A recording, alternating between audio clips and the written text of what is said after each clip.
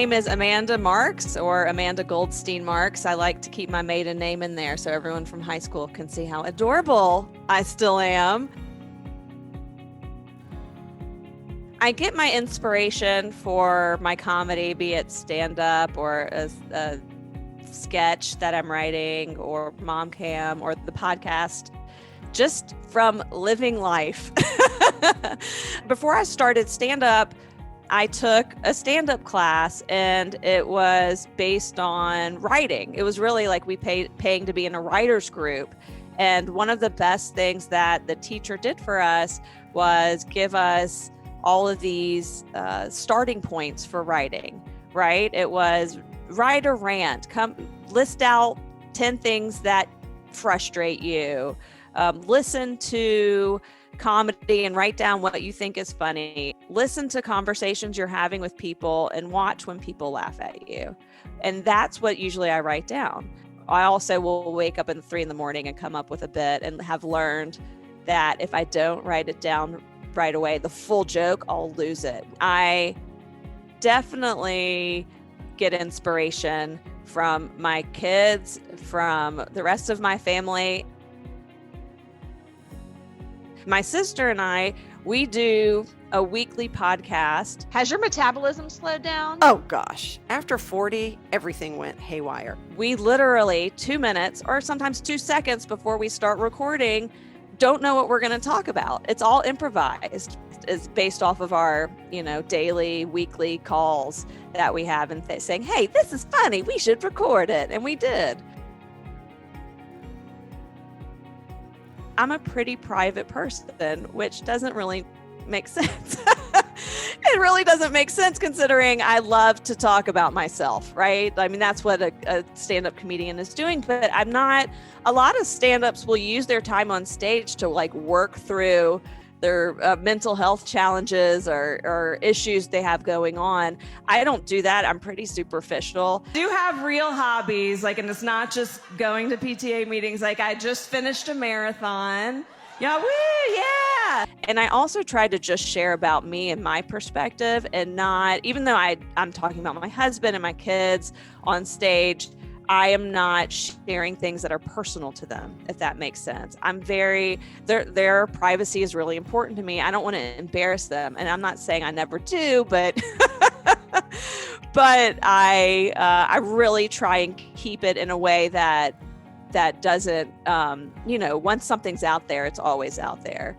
And I try and phrase things in a way that hopefully won't embarrass them too much.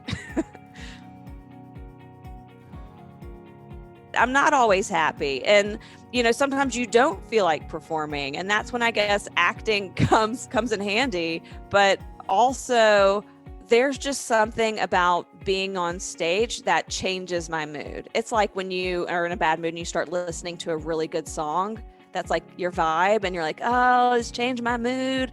I feel that way when I get on stage. There's this cloud around me that I get this different feeling. I feel different. I feel excited. And if I'm nervous, it's because it's important to me. I love being on stage.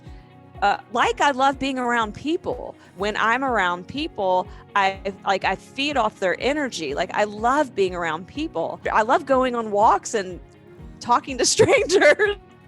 I'll talk to anyone. But I have to say that leading up to being on stage, there have been moments where I'm like, maybe I'll cancel tonight because I'm just not feeling it. And then I'm like, no, I'm just going to do it. Especially commitments, right? I've already committed.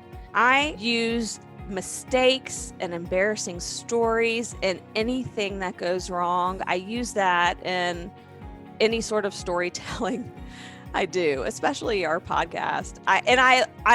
I'm hoping for those situations. And I know that's insane, but I'm I hope something weird or embarrassing or something goes unexpected today so I can turn it into a story. And that's kind of how I live my life. Everything's like a movie script in my head.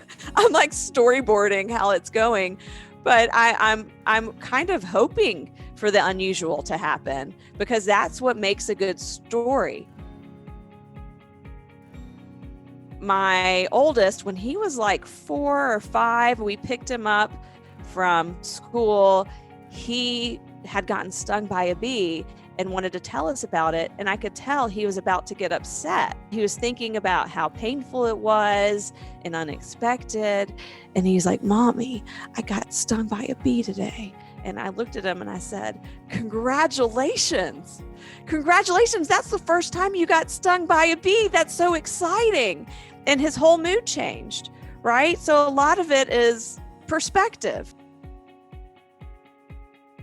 If I were going to give a message to parents and teachers about interacting with kids and how to encourage humor, it's to give them room to find their voice, to allow them to express themselves without you editing them or stopping them or correcting them. Although I have to say, with my own kids and their humor, I've also tried to encourage them to be more clever. And by that, it's of course, like, bathroom humor is very a go-to for a lot of kids for a very long time, or making fun of other people, groups of people or friends. And I always try and stop them in their tracks when they do something like that and just look at them and say, I know you can be more clever than that. I try and just make fun of myself and find my humor in myself. And I think that is important also. And just like my teacher who taught us different ways of writing creatively, I would say give your students and your kids an opportunity to figure out what works for them. That there's so many different ways to be creative, to be funny, to find what the right path is to express yourself. There's not just one way.